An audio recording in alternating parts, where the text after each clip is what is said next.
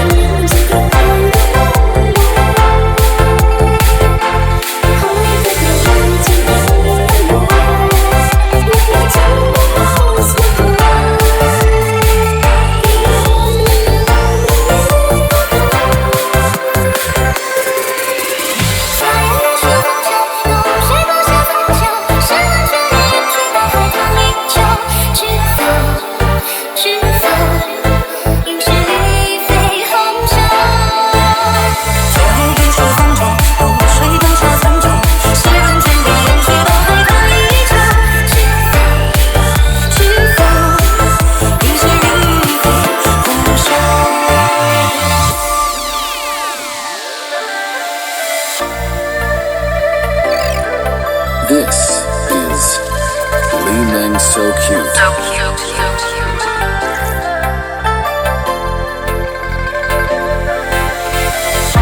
ពេលខ្ញុំគិតពីនេះខ្ញុំចង់ជួបនេះខ្លាំងណាស់ពេលស្រឡាញ់ទឹកពិតនេះយើងចង់ទៅជាមួយគេអស់មួយជីវិតមិនស្មានមិនចង់ទៅបែបនេះ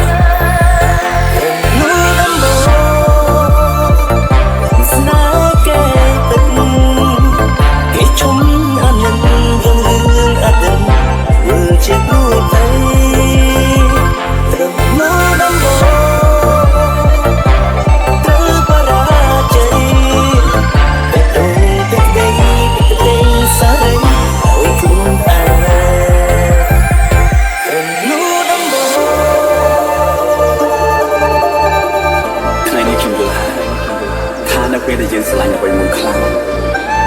យើងមិនចាំបាច់មានហេតុផលទេ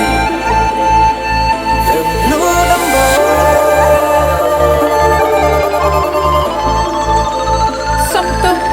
ហេតុអីត្រូវសុំមុនស្រឡាញ់ខ្ញុំមិនមែនជាកំហុសនេះទេ